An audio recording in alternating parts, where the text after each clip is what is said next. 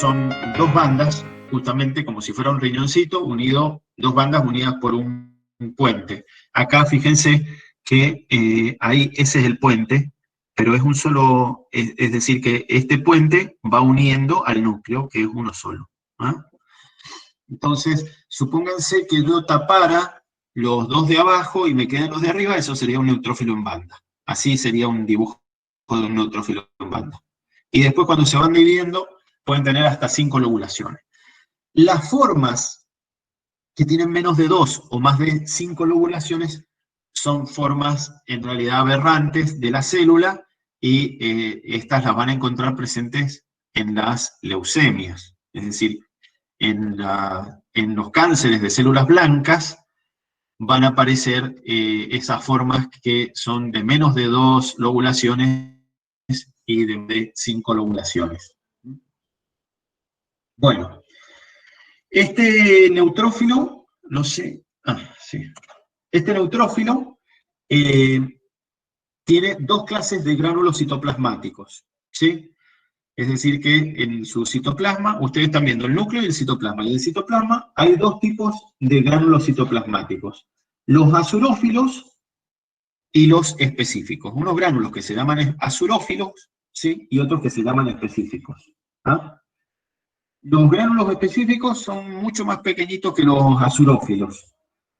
Y entre las sustancias que contienen estos gránulos específicos, los específicos, porque los azurófilos son inespecíficos, es decir, que pueden haber otras células que también tengan gránulos azurófilos, pero los específicos del neutrófilo tienen unas enzimas que se llaman mieloperoxidasa, la peroxidasa, la lisosima, las colagenasas, las elastasas, la fosfatasa alcalina y las fagocitinas. Es decir, todas esas son enzimas que tienen un poder bactericida, es decir, un poder para destruir bacterias. Entonces se las repito: mieloperoxidasa, peroxidasa, lisosima, colagenasa, elastasa, fagocitinas y la fosfatasa alcalina. Todas esas enzimas tienen una propiedad que es justamente la de ser bactericidas, es decir, que destruyen bacterias. Bueno, este granulocito neutrófilo se forma en la médula ósea y de allí va a salir a la circulación. En algún momento, cuando sea requerido porque hay alguna infección por bacteria, puede salir de la sangre, del torrente sanguíneo. Eso es porque ha habido una quimiotaxis, es decir, que hay un factor químico que se liberó en la zona justamente donde entró esa bacteria, que hace que este neutrófilo pueda acudir y llegar al tejido celular subcutáneo, ¿ah? Como vimos en las células del tejido conectivo. ¿Ah? Entonces, estos neutrófilos tienen una función, básicamente, que es la de fagocitar a las bacterias. Y cuando las fagocitan a las bacterias, allí les liberan todos sus gránulos citoplasmáticos. ¿Ah? Estas enzimas que liberan, ¿sí?, salen a veces de este neutrófilo y no solamente matan a la pared de las bacterias, sino que también pueden matar a la pared, a algunas células, paredes de algunas células. Y esto es lo que ustedes conocen como pus, la muerte de células, más estos leucocitos, más la bacteria muerta. Esto es lo que ustedes conocen como pus y que tiene ese color amarillento, ¿sí? Entonces, los restos de neutrófilos, más la bacteria que han digerido, más las células que se han muerto por culpa de las enzimas que han liberado, a este lo denominamos pus. ¿Ah? Bien, entonces, fíjense en esta placa, ustedes están viendo. Acá, ¿qué son esas dos estructuras pequeñas? ¿Quién me puede decir? Plasma. Plaquetas. Plaquetas. Muy bien. Plasma es todo esto. Todo esto es plasma. ¿Ah? Y adentro están las células. Es decir, que no forman parte del plasma, sino que están junto al plasma. El plasma lleva las células. ¿Ah? El plasma es la matriz. Pero estás muy bien, para el que dijo que eran plaquetas. Estos que están acá, ese que está ahí. Bien. ¿Y estos? Eritrocitos. ¿Qué son? ¿Cómo? Eritrocitos, glóbulos rojos. Glóbulos rojos, perfecto, o eritrocitos. Y este, un neutrófilo. ¿Ah? Vamos a la siguiente placa. Un granulocito de eosinófilo. Vamos a repasar antes de empezar a hablar de los eosinófilos. Esto que están viendo acá ustedes, ¿qué es?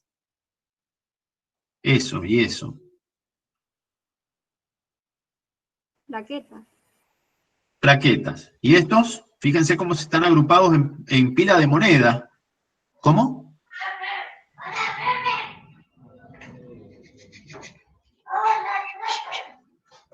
¿Esto creo que es? Glóbulos rojos. Glóbulos rojos. Glóbulos rojos, muy bien. Y esto es un eosinófilo. El tamaño es similar al del neutrófilo, es decir, de 12 a 15 micras. ¿Sí? Fíjense que el núcleo es un único núcleo que está bilobulado. Fíjense, este es un lóbulo, ese es el otro lóbulo, y acá hay un puente internuclear, ¿sí? Pero es un solo núcleo que está bilobulado. ¿Ah? Fíjense, este es un lóbulo, ese es el otro lóbulo, y este es el puente que une los dos lóbulos. Es decir, que el núcleo es bilobulado, es un solo núcleo, ¿sí? Y acá fíjense Siempre va a que los tener gránulos... dos lóbulos. ¿Cómo? Siempre va a tener dos lóbulos.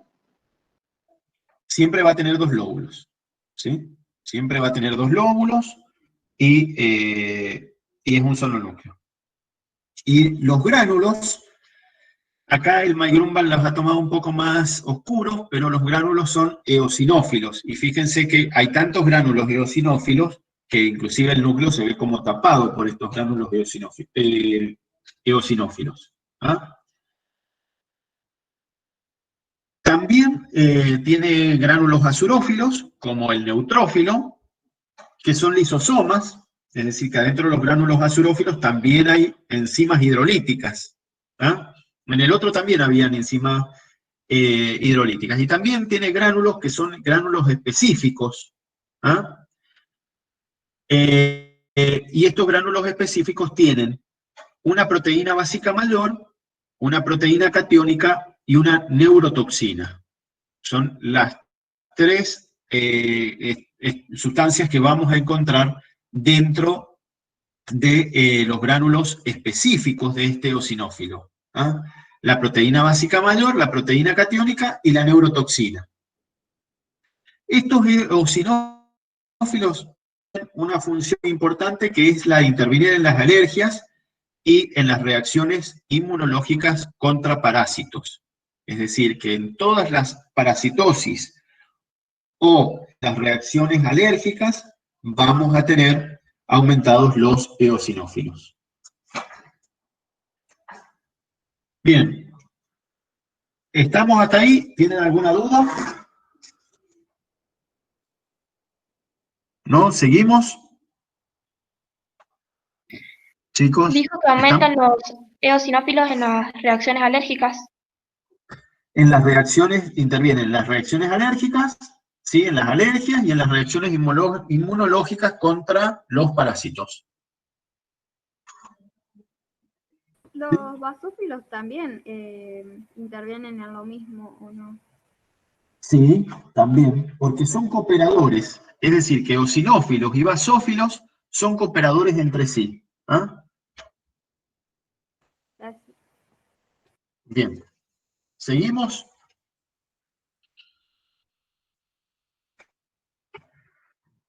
Ahora tenemos un basófilo. También es un poquitito más chico que los dos anteriores. Este basófilo mide un poquito menos de 12 micras, para que se queden ahí con las 12 micras. Es decir, están más o menos todos en las 12 micras, pero este es un poquitito más chico. Puede medir entre 10 y 12 micras. Es de todas las células granulocitos, de los tres granulocitos, el más chico de los tres. ¿Sí? Y también fíjense que tiene un solo núcleo, pero ese núcleo está bilobulado.